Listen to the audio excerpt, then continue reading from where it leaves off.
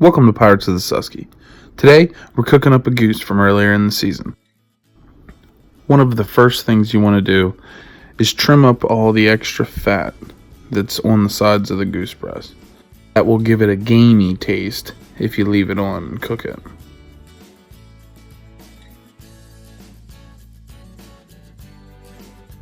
Try to get most of everything off, but remember, it doesn't have to be perfect.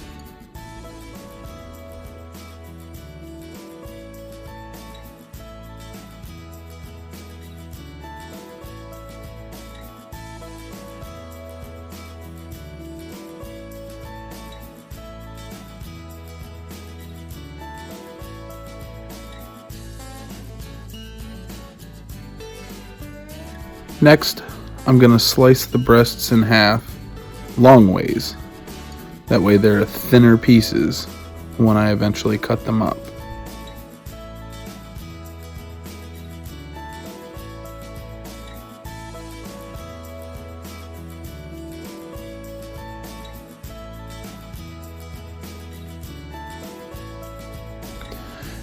Now what I'm going to do is take a fork and fork the breasts, basically to poke holes in it.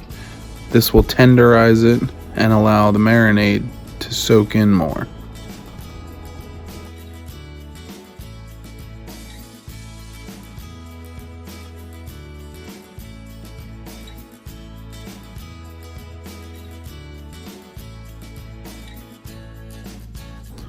Now that all the pieces are prepared, they can go into a gallon-sized freezer bag, and we'll start to add the marinade. For the marinade, there's no exact measurements, but this is going to be kind of like a teriyaki-based marinade.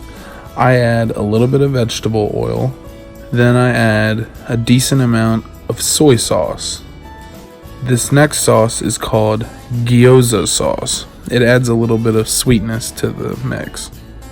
Once all your liquids are in, I add a helpful handful of Everglades seasoning. Then comes some brown sugar.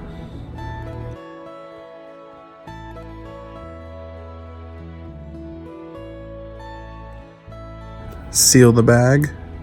Mix everything together very well.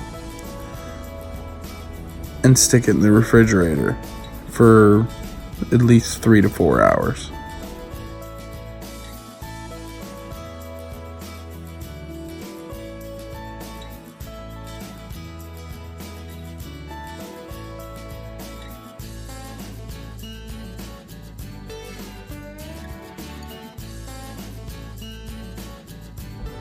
Once out of the refrigerator, you can take the breasts out of the bag, and this is when I start to cube them up.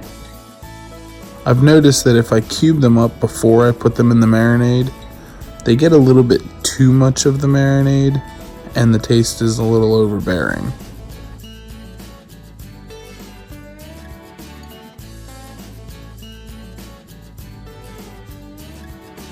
So at this point, what I'll do is I cube them up and then throw all of the cubes back into the bag of marinade for one quick splash. Now we can go on to cooking. In an electric skillet, I set the temperature to 350 degrees and add all the contents of the bag.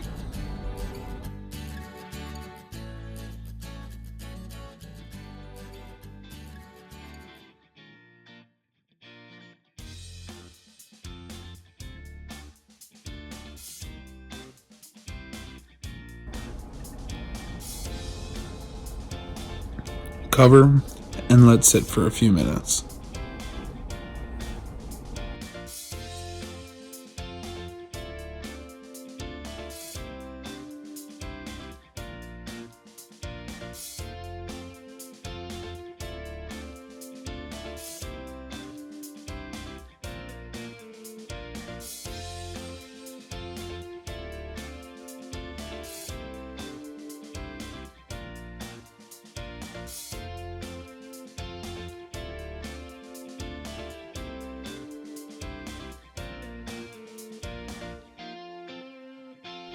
Once the meat starts to brown, you'll notice that a little bit of blood and a lot of the marinade is actually escaping the meat. So this will kind of serve as a little bit of a sauce. Once that starts to boil, what I do is I add a couple tablespoons of cornstarch. That starts to kind of thicken the sauce and make it more of a glaze.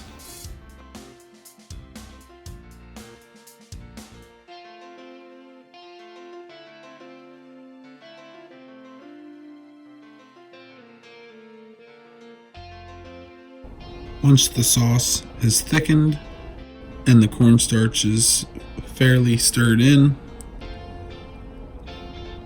turn your heat down and let it sit on low until ready to serve. So, now for the final taste test. Brooke?